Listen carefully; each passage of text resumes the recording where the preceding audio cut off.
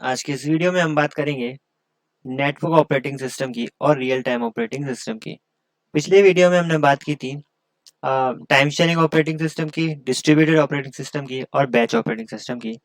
अब इस डिस्कशन को आगे बढ़ाते हुए हम बात करेंगे इन दो ऑपरेटिंग सिस्टम की।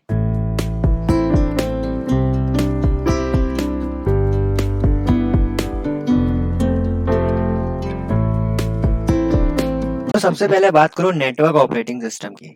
तो a network operating system run on a server and provides server the capability to manage data, user, groups, security, application and other network function।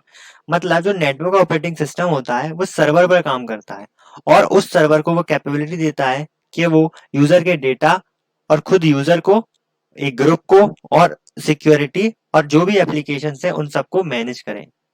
Okay, मान लीजिए आप अपने ऑपरेटिंग सिस्टम को या अपने सारे डेटा को एक सर्वर पर ले जाकर कंट्रोल कर रहे हैं, तो इस टाइप के ऑपरेटिंग सिस्टम को हम नेटवर्क ऑपरेटिंग सिस्टम कहते हैं। The primary source of this OS is to share data among multiple computer in a network, typically a LAN, private or other network। In operating system का primary source क्या होता है कि ये data को share करते हैं मल्टीपल कंप्यूटर के बीच में। मतलब आप एक नेटवर्क बना लीजिए, एक सर्वर बना लीजिए, उस पर काफी कंप्यूटर कनेक्ट करके आपस में डेटा एक्सचेंज कर सकते हैं। इनके एडवांटेज की बात करें तो ये centralise server are highly stable. आप एक सर्वर से ही पूरे डेटा और यूजर्स को मैनेज कर रहे हैं तो ये स्टेबल होता है। आपको एक ही सर्वर पर जाकर मॉडिफिकेशन करने पड़ेंगे, एक ही सर्वर पर जाकर अपडेशन करना पड़ेगा। Security is server managed.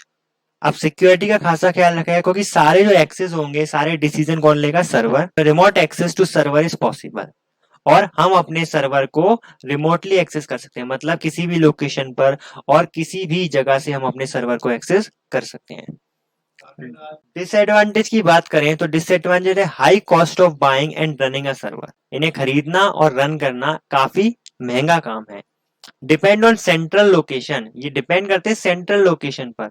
मतलब आपको कोई बड़े बड़े डिसीजन लेने हो या कुछ मेजर डेटा को एक्सेस करना हो, मेजर डेटा को मॉडिफाई करना हो तो आपको सेंट्रल लोकेशन से परमिट चाहिए। Regular maintenance and update are required और इन सर्वर के लिए आपको इन्हें रेगुलर मेंटेन करना पड़ेगा और रेगुलरली अपडेट करना पड़ेगा। रियल टाइम ऑपरेटिंग सिस्टम की बात करूं तो नाम से पता चलता है रियल टाइम, मतलब जो रियल टाइम में ऑपरेट होते हैं। It is a system where time interval required to process and respond to input is small that it control the environment। मतलब जो भी रिस्पॉन्स का टाइम इंटरवल होगा, आपने अपने कंप्यूटर को कुछ कमांड दिया और उसमें जो रिस्पॉन्स का उसका जो टाइम होगा वो इसमें काफी कम होता है। मतलब एक तरह से रियल टाइम में आपको ये आउटपुट जनरेट करके देता है। डिले काफी कम होता है इसमें। In this response time is very less as compare to online processing. अगर ऑनलाइन प्रोसेसिंग कंपेयर किया जाए तो रिस्पॉन्स टाइम काफी कम होता है। It used in scientific experiment, medical image and weapon system. ये साइंटिफिक एक्सपेरिमेंट में, मेडिकल इमेज में और वेपन सिस्टम में यूज होता है। अब वेपन सिस्टम में सबसे अच्छी एप्लीकेशन बताऊं आपको तो मान लीजिए आपको एक सिस्टम बनाना है जो मिसाइल को लॉन्च करता है दुश्मन पर। तो अगर आपने उसे अभी लॉन्च पे लगाया और वो डिले कर रहा है तो इस बीच तो आपका गेम हो जाएगा। तो यहाँ पर जो रियल टाइम ऑपरेटिंग सिस्टम की जरूरत पड़ी क्योंकि हम जिस टाइम हम मिसाइल लॉन्च करें उसी टाइम वो एक्टिवेट होकर लॉन्च हो जाए, रिस्पॉन्स काफी तेज मिले, इसलिए real time operating system best है वेपन सिस्टम में। अगर रियल टाइम ऑपरेटिंग सिस्टम के टाइप्स की बात करूं तो दो टाइप के रियल टाइम ऑपरेटिंग सिस्टम होते हैं, एक hard real time operating system, एक soft real time operating system. जो hard real time operating system होता है वो गारंटी करता है कि मैं क्रिटिकल टास्क को कंप्लीट कर दूंगा टाइम पे। जो सबसे इंपॉर्टेंट टास्क होंगे उन्हें मैं टाइम पर कंप्लीट करूंगा। सेकेंडरी स्टोरेज इज लिमिटेड और missed and data stored in ROM. इन वाले ऑपरेटिंग सिस्टम में सेकेंडरी स्टोरेज लिमिटेड होता है या फिर होता ही नहीं है और सारा का सारा डेटा रोम में स्टोर होता है। जैसे वेपन सिस्टम, इसमें hard real time operating system use होता है। Soft real time operating system ये लेस रिस्ट्रिक्टिव होते हैं कि थोड़ा बहुत डिले चल जाता है। लाइक जो हमारे मोबाइल फोन्स होते हैं उनमें डिले हो सकता है। दूसरा, task here get priority over another task.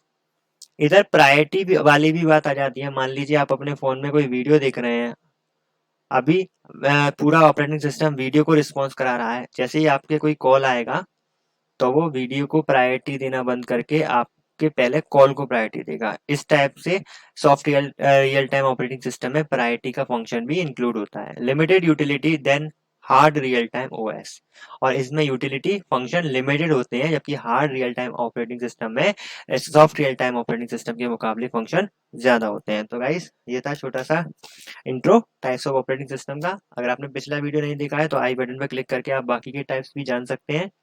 इसके बाद हम ऑपरेटिंग सिस्टम के फीचर्स की बात करेंगे। उम्मीद करता हूँ आपको ये वीडियो पसंद आया होगा। Thank you very much.